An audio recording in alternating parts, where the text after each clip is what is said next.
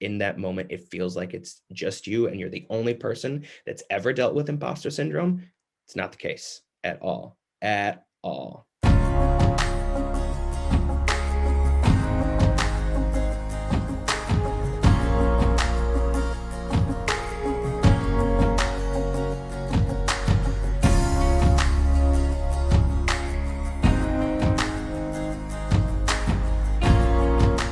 Hello and welcome everyone. My name is Jacob Knopf and I'm a developer evangelist for Galvanize, specifically for their Seattle campus. But right now, because of the pandemic that's still going on, most of our events, really actually all of our events still, are virtual and live online. So this event is for everyone, not just for Seattle. And today we are going to be talking about imposter syndrome, specifically in the context of a bootcamp setting, but we'll also be discussing how imposter syndrome can follow you even after you're done with a program, like an educational thing like a bootcamp.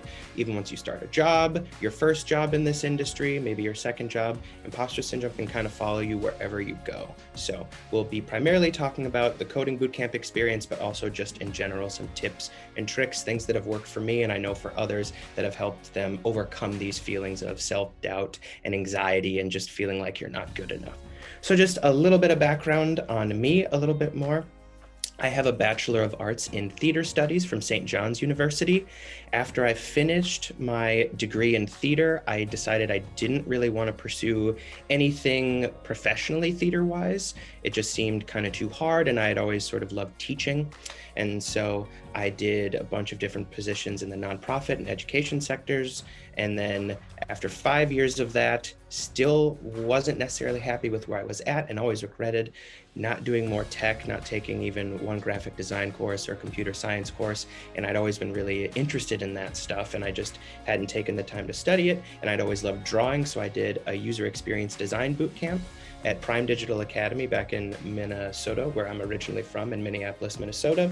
And after completing that, still wanted to learn more, wanted to know how to code and actually build these things that I was designing. And so I completed a software engineering bootcamp at the Flatiron School at their Seattle campus, March of last year, right when the lockdown started and the pandemic really hit. So suffice to say, I've had numerous opportunities at various educational institutions and programs to confront imposter syndrome. And so I have a lot of experience in this area and have really spent a lot of time developing a system that works for me and just helps me get through when those feelings creep in of, I don't know if I'm doing the right thing, or is someone going to find out that I don't know?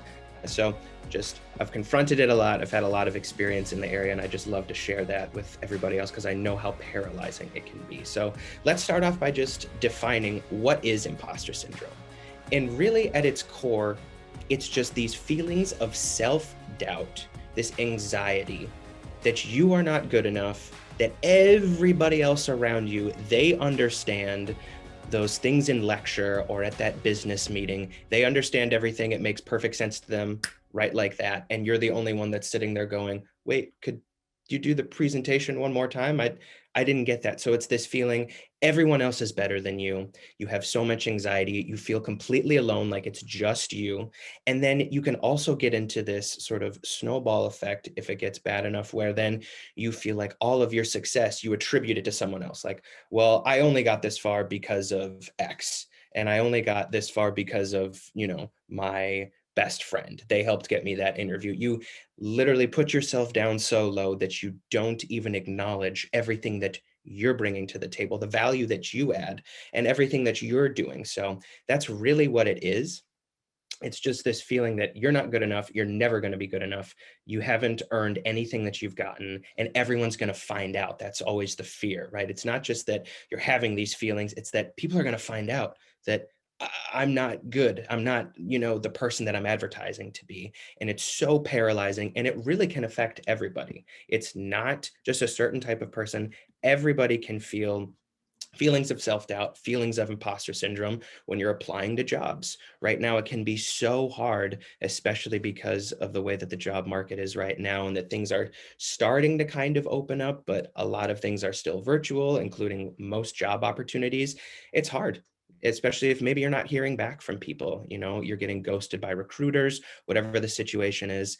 Also, maybe once you finally got an interview and you got the job and you're like, hey, amazing. And then that first week comes and then the imposter syndrome comes back because now you have to succeed, right? You got the job, you spent all that time, working on your portfolio, your resume, but now you're there. And now you have to actually execute your responsibilities and prove that you have that value that you are advertising in that interview. And then just even learning a new concept sometimes, especially, trying to learn a new coding concept, whether it's, a software engineering one or something with data science. Just learning how to write one new type of method that'll really help your app or your project, whatever it might be, can be so incredibly frustrating and make you feel like I'm not good enough to even do this. Another instant, working on a group project, that can be another big one. Collaborating with others, making sure that you feel like, again, you're adding value to the group, you're doing enough of the work. And again, even just talking with your other peers or coworkers. I mean, imposter syndrome can really come up, like I was trying to say earlier, when you might be most expecting it and also when you might least expect it. You feel like you've been in the industry for 10 years, you've had numerous software engineering positions, and then all of a sudden you might feel it again. Even after 10 years and working in multiple roles, you have all this experience, it can still hit you because things change, things get updated, and all of a sudden you feel out of the loop. So it's not just like when you're trying to apply to a boot camp or you're trying to apply to jobs. Even once you get the job, and even once you've been in a certain industry for 5, 10, 15, 20 plus years, you can still feel imposter syndrome. And I wanted to throw this statistic out there as well. And this is from multiple sources, but so 70% of people will deal with feelings of imposter syndrome at least once in their lives. And I point that out because it's 70% at least once, but for a lot of people, and I can speak for myself personally, it's definitely been way more than just one time that I've felt feelings of imposter syndrome, especially even in, you could say, the last week. I mean, so many people confront imposter syndrome, deal with these feelings of self-doubt. And the reason that I throw out that statistic is to really emphasize that, again, so many people feel it. It's not just you, you're not alone. But, and this is my opinion, I still feel like it's almost sort of still a taboo subject, that it's, still not necessarily in certain circles, maybe professionally, to talk about imposter syndrome and your anxiety and feeling like, a failure. I'm not doing good enough. I feel like I could be doing so much better. And just that 70% of people will deal with it at least once in their lives. We should be talking about it more, which is again why I'm doing this webinar, this session, because I think it's so important for us to not feel embarrassed or personally attacked or bad for feeling anxiety. I mean, it's a normal part of the human experience, in my opinion. I think that 70% statistic really shows that. And so I think, you know, don't feel afraid to share that you're feeling overwhelmed. That's what I'm really trying to say. That's the first step, is just one, being able to identify when you're feeling these feelings of imposter syndrome, but then being able to articulate them and communicate them with others. Don't keep it bottled inside. That's what I did for very many years. And all it did was make things worse and worse and worse and worse. So just keep that in mind. Even though it feels like in that moment it's just you, it's not. Everybody deals with it, and it's okay to talk about it despite what other people might say. So some beginner tips to overcome imposter syndrome, like I just said: recognize it. That's the first thing, is just being able to, when you feel that heart rate go up, feel that anxiety coming in, whether it's in, lecture, at your coding boot camp, or in a business meeting, you have a deadline that's coming up, just recognize it and be able to just take a step back and go, okay, I'm feeling outside of my comfort zone right now. I'm feeling overwhelmed. Just be able to recognize that, and recognize, like I said, your heartbeat, recognize the physical symptoms. How does your body language change? Do you get closed off? Do you sort of slouch in your chair like you don't want anyone to see you? Just recognize those feelings in your physical body, that you feel that shift. Maybe it's your stomach clenching up, but recognize when you're feeling like an imposter. And then again, talk about it. Find someone, whether it's at your workplace, whether it's another one of your cohort mates at your coding boot camp, talk about it with your parents, with friend from back home. Doesn't matter. Just find someone, even just one person, that you feel comfortable being able to go, I completely failed today. Or rather, I feel like I completely failed today. I need to vent. I need to get this out. have someone, at least one person, that you can feel comfortable doing that. Because if you can, then it allows you to work through those feelings, and then you can move on and move past them. But if you bottle them up and you don't talk to anybody, you don't communicate them, they eat at you from the inside. So find at least one person you can talk to about it, and then visualize your success. And what I mean by that, and this is very helpful when you're trying to meet a deadline at work, or just finish that sprint at your coding bootcamp, finish that next project, that next lab, that assignment. Just visualize your success and think about what your end goal is. If your end goal is to complete your coding bootcamp and get a job, then just think about every little day and all the things that you do during that day. Those are all steps towards that end goal. And even if you fail a coding assessment, a coding challenge, you don't get that method to work, you spend 8 hours going down a Google rabbit hole trying to read an error message and decipher it, and you're on Stack Overflow, just remember that everything that you're doing is part of that learning process and trying to get to that end goal. Maybe it's just meeting a deadline at work, getting a project done on time, but visualize that end goal and recognize all the things that you're doing every single day to get to that end goal. And that'll help keep your motivation up. Even when you have those tough days, you just keep sight of that end goal and let that be sort of your marker. Just that's what I'm working towards. And I haven't given up. I'm still trying. I'm still working towards that goal. And that really helps. Another really, really important thing, don't compare yourself to other people. And this is another one that I really struggled with. I still do sometimes because it's just so easy to fall into that habit of just comparing yourself to someone else.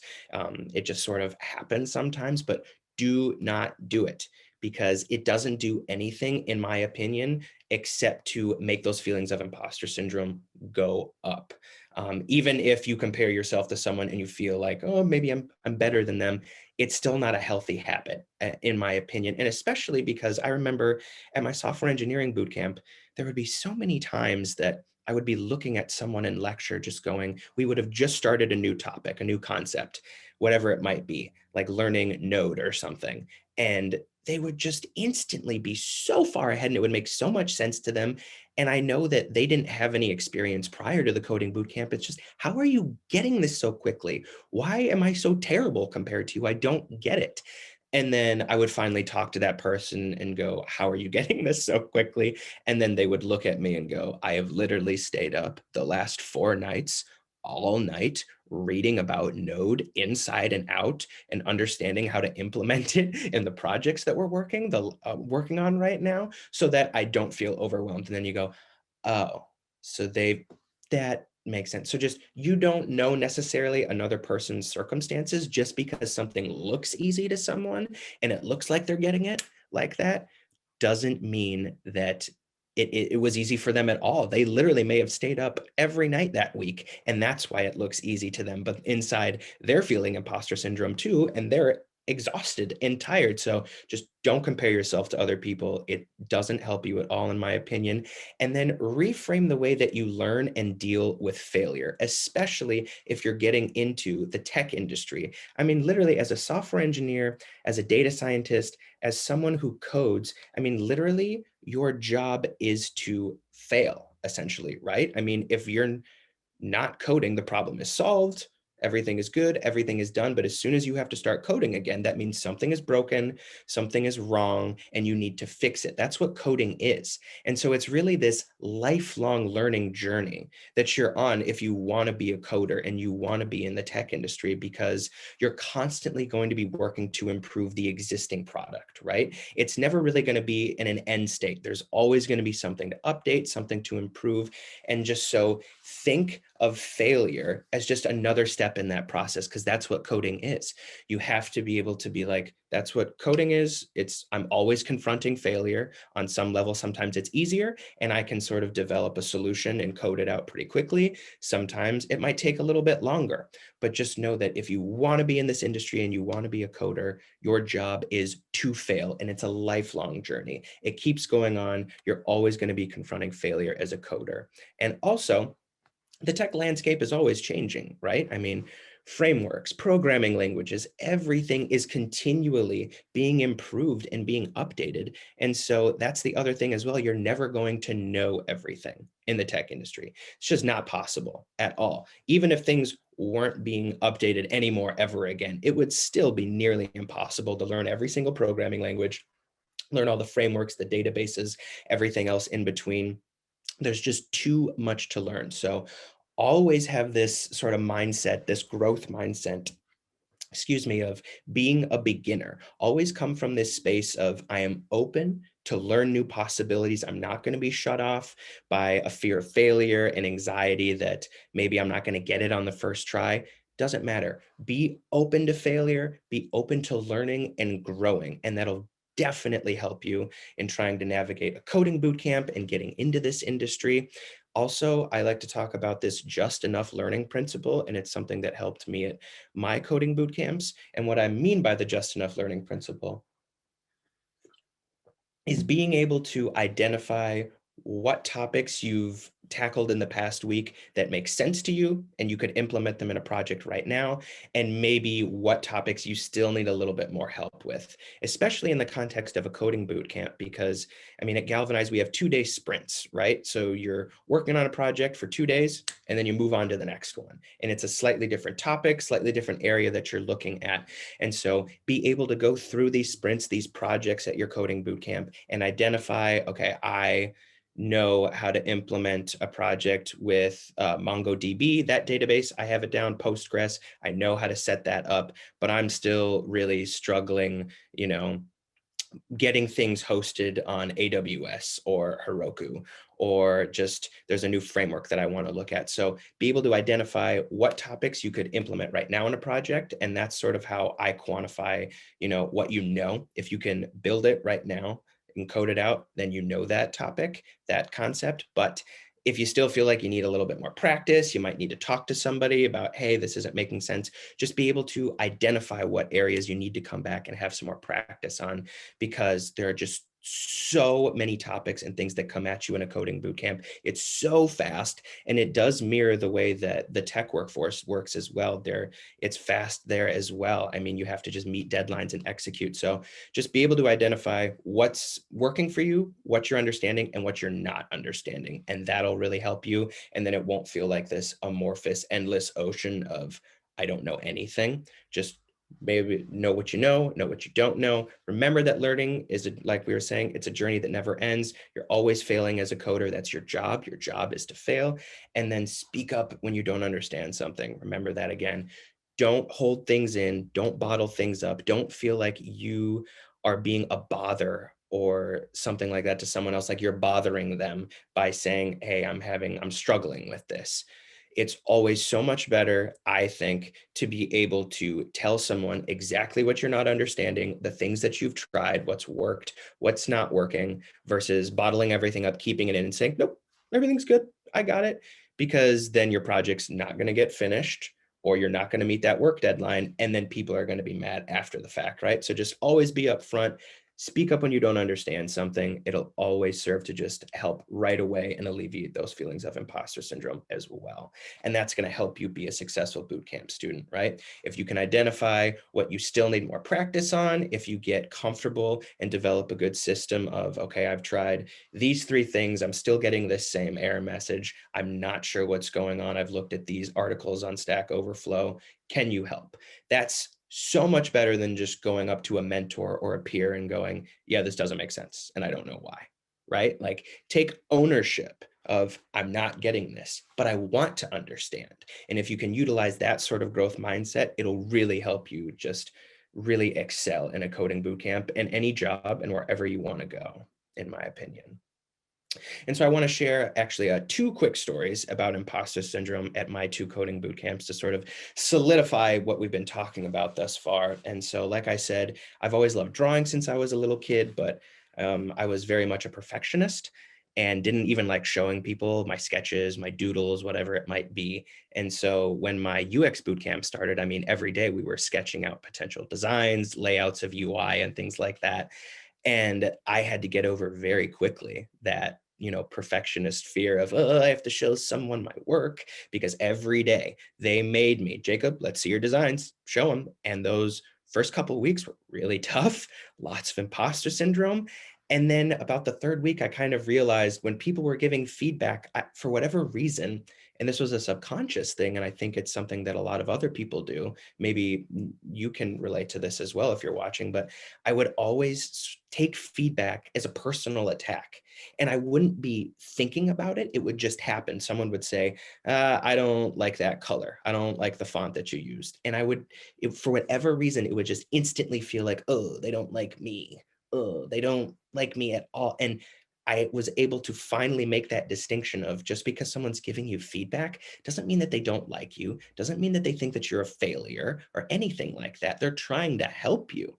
And so that was a big shift that I got in my UX bootcamp, was being able to not take things so personally, specifically with feedback, because people are trying to help you. And I tried to treat every single feedback session again as an opportunity of, I can make this better, this design that I'm working on.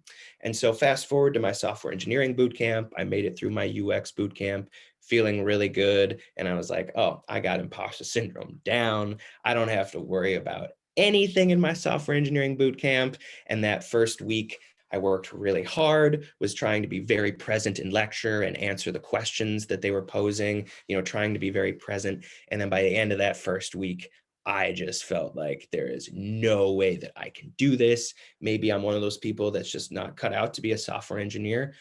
Let me just pause and say, anyone can be a software engineer. That's not a thing, by the way, but that's how I felt. And we would do a debrief every Friday, the end of every week, where we would just say, how we were feeling, things that we were excited about maybe for the weekend. And I literally told everyone in that first session, that debrief session, I don't think this program is right for me. I don't know if I can do this. I don't know if I can be a software engineer. And everyone looked at me and went, but you've been answering all the questions in lecture. It seems like you're understanding everything. And so again, here I was, thought I had a handle on imposter syndrome, and it came back with a vengeance. And again, I felt like I was the only one. And then every single other person in my cohort was sitting there going, you can't quit. We feel like you're one of the best people in the cohort right now. How could you feel like you're failing? You're literally, it seems like you have everything down. And so that really helped solidify for me too, again, that it feels like it's just you in that moment, but there's, I don't want to say always, but I would say more often than not, there's going to be at least one other person that feels similar to you wherever you are. And it might just be everybody else is feeling that same way. So just again, speak up, say how you're feeling, and remember, in that moment, it feels like it's just you and you're the only person that's ever dealt with imposter syndrome. It's not the case at all, at all.